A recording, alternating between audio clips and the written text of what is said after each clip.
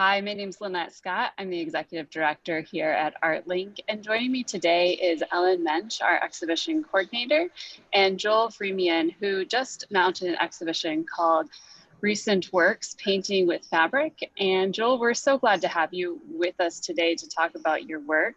I know Ellen has prepared a few questions for you, so I'd love to just have you guys take the conversation from here. But thank you again for all of the work you put into this exhibition and joining us today. Thank you. Hey, Joel. So I'm going to go ahead and share my screen. I have some images that I would love to talk about so that everyone can kind of see the work that we're about to speak on.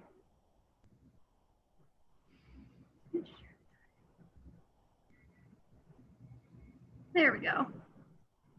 So this particular work is not actually in the show, but I kind of wanted to pull this up first while we have a little bit of an introduction to you as a person, because this is a piece based on yourself, a self-portrait.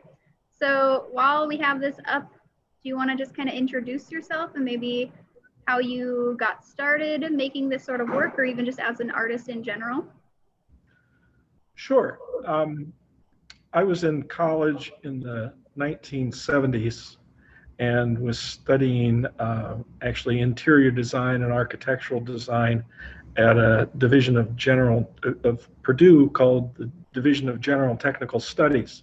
One of my instructors there recognized I had some drawing skills and recommended my taking some supplementary art courses at the Fort Wayne Art Institute, which I then did. I started studying drawing and painting and printmaking while I was at the art school. And when I was studying painting, I became very frustrated with the inability to seemingly finish a painting. And my instructor in my design course at the time was George McCulloch, who, after hearing my complaint, decided to make it a class project to challenge all of his students to choose a medium that they had never worked in before. And at the time, my first art studio was above my mother's interior design studio / custom drapery workshop. So she had lots of fabric, which I had been giving the sample books to the design class at Digits, but had been saving some for myself, just thinking I might do something with them. And so I incorporated these sample books and fabrics from the sample books into a large hanging. We were studying Cubism at the time, and I chose a Picasso sculpture that's at the Met, and I did it in a 2D form with color and made a kind of a tapestry out of it. And that was my very first collage in 1975. Wow. Do you still have that one today? As a matter of fact, it was the first piece that I ever sold, and I sold it to a doctor and his wife in Fort Wayne, and they cherished it for years. They regrettably went through a divorce. The home in which it hung was sold, and the missus ended up with it, and it just brought back bad memories, and she brought it into my shop wanting to sell it back to me. And Really? It needed some repairs, and I pleaded with her to let me take it and repair it.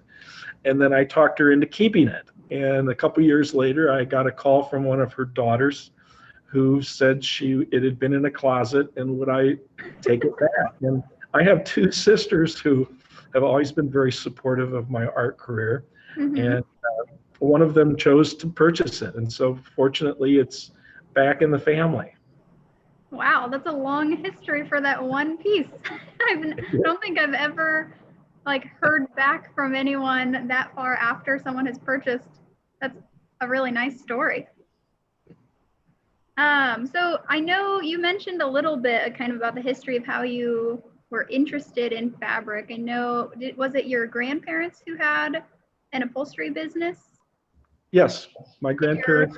They owned Quality Drapery Shop. It was at the corner of Fairfield and DeWald. And my mother was their salesperson. And so we spent a lot of time there, the kids. I had 3 siblings. And so the fabric is kind of in my blood. When my mother was making trips to the Merchandise Mart in Chicago, and my first experience with really great art was the trips that she took me to the Chicago Art Institute. Mm-hmm. I became very fond of the Impressionists. And at the Merchandise Mart in the late 60s, the quilters were doing these, they called them soft sculptures. They were quilts, and they would do the outline of a cat, and then they would put some batting in it and kind of make it a three-dimensional thing. And I remember commenting to my mother that you could take fabric a lot further than that. And I think I have. Oh yeah, you certainly have. We have people come in every day so far since the show has been open, just mesmerized by the fact, one, that they're made out of fabric, and then two, just how they're made out of fabric. I don't think anyone quite understands how someone could make something that seems so realistic from afar out of materials that don't lend themselves that well to realism. So that brings me into another question I was going to ask you, which was kind of how do you select the fabrics? Do you have like a stockpile saved up and then you go through them, or do you have to see the image you want to make first before you know at all what colors or textures you want?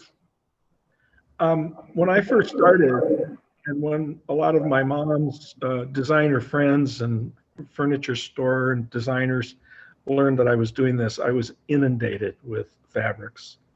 I could have filled trucks with fabric. I soon became very picky in that upholstery fabrics works much better than silks and satins. I use a lot of leathers and suedes because they're sturdy and durable, easily cut. But as I've matured and gotten more serious, I do have a storeroom that's filled with fabrics. Occasionally I go through and try to categorize it, mostly by color. Although even color isn't as important to me now as texture, because I do paint. I do paint on the surfaces. Sometimes I pre-paint fabrics to the tones and colors that I want. Sometimes once the piece is put together, I'll see an area that I can add a detail to, or lighten or darken an area for whatever reason. So now, if I'm doing I'm always looking for greens and blues, always looking for nice leathers, but I have enough stuff that I usually can make do and compromise. I used to spend a lot more time looking for a particular color, whereas now, if it's not the right color, I will color it to my liking. Okay, I was wondering about that because I do look at the painted detail on your works, and I always am fascinated by kind of how you decide where you want to paint, where you don't want to paint. Does it mainly rely on what the fabric looks like and feels like, or do you already know ahead of time kind of what aspects of the image you want to paint on? Well, like upholstery grade fabrics anymore, a lot of times they've got almost like a thicker backing to them. And I will use the backs of upholstery fabrics as much or more because the pattern is not as dominant, but the pattern is strong. And if you'll notice, a lot of my pieces, you'll see diagonals and verticals, and you can use that to a perspective advantage on a shadow to make sure that it's the pattern of the fabric is running with the shadow. Or if you're doing trees, to give the trees a different, almost a three-dimensionality to them that you couldn't do with paint as easily. Really? See, to me, I've never worked with fabric before. I do work with paint myself. So when I look at these pieces, even like the one that's up on the screen right now, you do manage to get such a depth and dimension within just the colors of the fabrics, which is just does not seem easy at all to me to do with fabric. It seems like you separate the leaves with different textures, which is interesting. Yeah, and then a lot of heavy upholstery fabrics have a thick pattern to them, and Mhm. I will use thin layers of acrylic, and you can kind of just take your brush over the highlights of the pattern so that you're not absorbing the entire piece of fabric with paint. So there, sometimes I'll use really thinned down acrylics just to kind of do a light shading, where Mhm. other times I'll go back in and I'll see where, gosh, that tree, the foliage, you could pop it out a little bit more by just adding some color on top of the texture. Mhm. And so it's always what I love about this medium is that it really allows me to do everything I ever wanted to do, and still paint. Um, and the sense of completion that I get in completing pieces is so far better than any results I got from Mhm. painting. I mean, good or bad, I know when the piece is done. That's always a hard thing to decide. So since it was kind of in the family and you grew up around fabric, and your mother, you mentioned, was an interior designer, do you find that working with fabric in your kind of day-to-day process is a nostalgic experience? Does it remind you of kind of your childhood or anything? Yeah, yes, my grandparents were quilters, so yeah, there's a kind of a tradition there. I don't think I really attached myself to that when I was younger. I wanted to think I was totally independent of that, but I think as I've gotten older, I certainly I can't argue the fact that there was a lot of fiber workers in my family, Mm-hmm. and uh, that exposure, obviously has had an effect on what I'm doing. Yeah, definitely. I feel like it always ends up somehow your parents, your grandparents, the things you never think you'll do yourself just end up seeping into your life eventually. One thing I wanted to know, because as we've been flipping through these, I noticed, especially in this example, that your subject matter that you tend to focus on isn't always what you would expect in most landscapes. I feel like are kind of a picturesque snapshot of a really ideal composition. And then a lot of times within one of the things I find most interesting in yours is that you don't always get rid of things that are kind of in the way of the composition, such as the back of these cars. Like, you don't try to aim for necessarily the most picturesque scene you can. It seems more like a snapshot of everyday life, which I think is really beautiful. Do you have any sort of thoughts on your process of how you select the exact composition you want within your pieces? When I take a trip, I will take hundreds, if not thousands, of photographs. And every picture I take, I think, is something that has possibilities. And Mm-hmm. yet, when I get them back into my computer and really have an opportunity to study them, very small percentages of them I feel are what I'm looking for. And I can't tell you what I'm looking for, other than as I've progressed in this process, um, uh, difficult perspectives have become very attractive to me, Mm-hmm. and challenging that. And this piece of San Francisco has a very receding perspective. So you're going from near to very far away. And that appealed to me in this scene. The Bay Area Bridge in the background and the receding hills, all were just things that attracted me to this particular spot. The green trees in the foreground, it just, to me, was kind of pure San Francisco. And I've done a few other pieces of San Francisco, some nighttime scenes that I particularly like. So I'm really trying to capture the mood of wherever I'm at, Mm-hmm. and but also, incorporating difficult things into the composition. That appeals to me. Um, when I first started doing these collages, I was afraid to do a portrait or afraid to put a person in a landscape. Whereas as I tried and succeeded, I wanted to do it more often and better. Um, so I think just, you know, I've always compared my process to like making my own jigsaw puzzles. I was really good as a kid at putting together really complex jigsaw puzzles. Oh, And really? that's really what I'm doing in my work, is making my own puzzle. Um, and to me, it's more like a little building project than it is painting. And I can't explain it beyond that, other than, I'm putting pieces together into a whole. And it's just when I painted, it didn't work that way. And my process was very scattered and incomplete. Mm-hmm.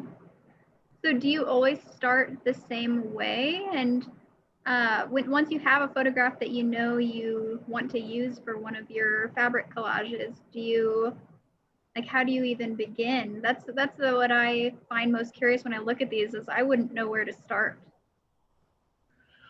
Well, typically I'll have a larger image made than what I can get off my computer. And, I will scale it up. I mean, I'm using I will move things around in landscapes, but when I'm doing a city scene and I'm trying to do it accurately, they're pretty right on to what the image that I've taken. It's just transferring that to a drawing that's on top of a piece of canvas that's stretched onto a big board that I use. Mm-hmm. And then I draw up the subject matter, and then it's very much like a complicated dressmaker's pattern, Mm-hmm. where the paper pattern is replaced with the fabrics. And, as the pattern disappears, the collage emerges. So I have I have no preliminary sketches. They're all, the drawing that I do in preparation for these collages is when it ends up in my wastebasket. So you draw directly on where you're going to place the fabric, and then you pretty much cut out shapes that fit in, like the shapes that you drew? Well, it's a paper pattern, it's a paper pattern, and then it's the scale drawing of, Oh, okay. the bridge you see here, Mm-hmm. is the Wisteria Bridge in Giverny. And I did a full scale drawing. I will take the photograph, have it enlarged into a larger print that then I can scale it up. I'll add and detract, I'll take figures out, I'll place figures in. Mm-hmm. But the actual place is as accurate as I can do it. Mm-hmm. Wow, so I think I understand now I've never worked in a process like that, but it's so interesting. And you seem to have really perfected the process. You make quite a lot of work. I noticed when you had submitted this exhibition that most of them were from 2020. So you seem to have gotten a lot of work done during this kind of quarantine period. Yes. Well, actually 2020, not so much. I took on some improvements to my home because all my summer shows were canceled as a result of the pandemic. So I'm just now kind of getting back in. But yes, I am fully retired now. So I have no place else to go, and I get bored very easily. So this process really keeps me busy, and I love the fact that sometimes it takes me a while to start a project that I know is going to take 100 hours.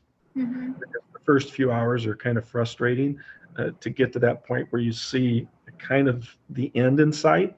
But anymore, the more difficult it is, the better I like it. My wife often will come in and see what I'm working on. She says, "Well, Joel, how are you going to do that?" And Nancy, you'll have to come back tomorrow because I'm still figuring that out myself. So, I find this medium very challenging, and I continue to up the ante as far as if somebody wants to reproduce my work, I'm going to make it very difficult for them. Oh yeah, I can't imagine ever being able to get it exact. That is one nice thing, I suppose, about the fabric. I don't think there would be any way that somebody could find every fabric that you're using. So you really kind of have an impenetrable style that people can't take from you. So you seem to have traveled quite a bit. I noticed in these last couple slides from Monet's garden are quite beautiful, and I think you had one that coming up next from the Czech Republic, but you also have a lot of works from around Fort Wayne. Is there like that seem like seemingly regular subject matter from Fort Wayne that we're used to seeing? So what exactly draws your eye that makes you want? Is it the difficulty, as you've been talking about, that makes you want to complete a piece, or are some of the landmarks sentimental to you? Or it just makes me wonder, since there's such a variety from abroad to right here in Fort Wayne. Well, I've always believed that, you know, beauty is right outside your window. So I've never felt that I needed to travel. I've had more opportunities in the recent past to travel, and I had never been in Europe before 16. So that was a great thrill, and I got to go back in 18, and hope to go back soon. But I find beauty in my backyard, and in my series of portraits is although they're not great sellers, I love to do them, and I love to show them as a collection, and I've had several opportunities to do that. So, you know, I'm all over the place on subject matter. I mean, although I do still lifes, I do landscapes. Most of the landscapes, particularly the ones around Fort Wayne, are either park oriented. I grew up at Lakeside Park, although when I was in college, I lived out by Foster Park, and both of those parks I find beautiful and have done renderings of them many times. I love bridges. I think my love of architecture inclines me to go after subject matter that includes structures. I just find a landscape more interesting with a bridge in it, or a cottage, or a church. The piece you're looking at right here was a lovely little village in the Czech Republic that I just found very intriguing and beautiful. Oh yeah, I especially tend to love the works like this that have just kind of just scenes of everyday life, where there's not particularly a portrait of anyone, but you could just see everyone kind of living their day-to-day experiences. As I mentioned, it's not the normal, or at least not the most normal type of landscape that I tend to see, which is a little bit more idealized. It's more of just reality, which is one of my favorite parts of your landscapes. So I think that is the last slide, but I just wanted to kind of end things off with telling everyone that this exhibition is currently still open and will be open until February 7th, when we close at 5 p.m. So February 7th at 5 p.m. is the end of the exhibition, but until then, it will be up and viewable on during our open hours, which are Thursday, 10 to 8 p.m., Friday and Saturday, 10 to 6 p.m., and Sunday, noon to 5 p.m. And it's also viewable on the website as well. So if you go to artlinkfw.org and go to current exhibitions, you can see both Joel Fremion's exhibition that we've been discussing, and you can also see Craig Fisher's exhibition that's up at the same time. And so yeah, and you can view all the work on there. You can the work is also purchasable online as well, but we would also love to see you here in the gallery. Are there any last words that you wanted to say, Joel? No, thank you for the opportunity, though, to show my work. No problem. It was so nice having you and getting to talk to you a little bit. I get a lot of questions since the show opened of people just coming up and so curious to hear about how these fabric collages are done, and just wanted to know a little bit about you. So I've been telling everyone to keep an eye out for this, and I hope it helps with everyone's questions. But that's all for today. So feel free to email me. My email is on Artlink's website if you have any questions about the exhibition, or if you have questions about when to come in or anything like that. But otherwise, Thank you, everybody.